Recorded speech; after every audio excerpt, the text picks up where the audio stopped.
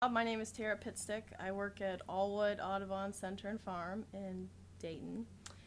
My term, I'm called the farm naturalist. So basically, we have school groups that come here. We teach them about the farm, where their food comes from. I'm in charge of scout programs. We also have a 4-H club that meets here throughout the year, and they do projects for the Montgomery County Fair. And I take care of the edible garden here. And then I also help with other events here. We have an apple festival and Enchanted Forest, and we also have maple syrup and candle dipping. I do farm chores on the week on Saturday, and some of the other I help with the birthing process and giving shots. That's kind of my job up here. Some of the history of Aullwood, we started back in 1957. The land was donated by a woman. Her name was Marie Aull. She lived here with her husband John, and he passed away, and she wanted something good to come of the land. She never had kids with him, and so in 1957 she donated the property and helped build our nature center. And that's when we first opened, was 1957. And we saw, school groups and kids back then. Then in 1962, the farm came up for sale, and Marie Aull was afraid it was going to be sold to developers. She didn't want that to happen, so she bought the farm as well. It started as a cattle farm. President James Madison granted the land to James Coble, and it remained in his family, and they farmed it and had beef cattle. And then later in years, it was sold to George Antrim, and then it came up for sale in 1962. And so we had the center and the farm, but they weren't working together. And then by 1967, they joined forces, and then they started having school programs and all kinds of things. And then we continued on, and we had a new center built in 2002. And then this past year, 2012, we just opened our brand new Farm Discovery building. Well, up here at the farm, we have about 100 acres, but we only farm about 20 of it. So, and we have at least 10 pigs at one time, 8 horses.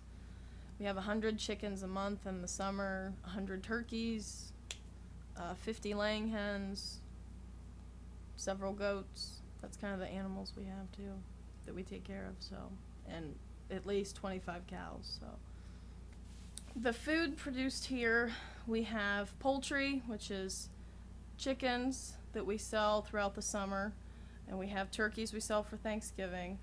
We sell lambs, pork, beef, rice. We grow vegetables, but we just give those away. We don't sell them to anybody. We do have beehives as you drive in our driveway.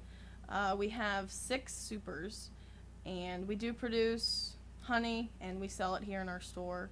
It's all, the bees are right out there. We keep them out in our apple orchard so that when the apples are blossoming, the bees go to there and pollinate and so forth. So, yeah, we sell, I don't know how much we sell, but we sell a lot of honey.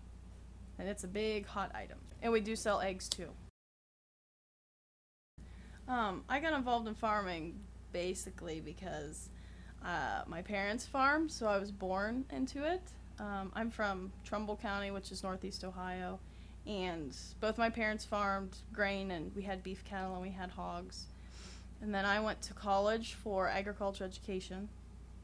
I knew I wanted to teach people about agriculture because I think there's a great divide anymore of where our food comes from, and this job came open, and that's how I ended up here. But this is really my dream job. I want to teach people what agriculture is and what we do. So the most rewarding part about my job is when we have kids and adults come here, and we start out at the beginning that they're afraid of the animals. They don't want to touch the animals. They think it smells really bad, and by the end of it, they're touching the animals. They know where bacon comes from. They know where lettuce comes from. That's the greatest reward, is that they enjoy coming to the farm and have the experience to know where their food comes from, that it doesn't just come from the grocery store. Farmers care about what they do. The food we produce, we're eating just like you are. So we would not be feeding anything to our animals or giving them any medications that we think would hurt ourselves, and nor would we sell it to you. And that, you know, farming's a difficult job, and that sometimes it's nice to be appreciated, but, you know, even though agriculture isn't as big as it was, it's still big because we produce a lot of food to feed people. So just remember your farmers when you're eating at dinner.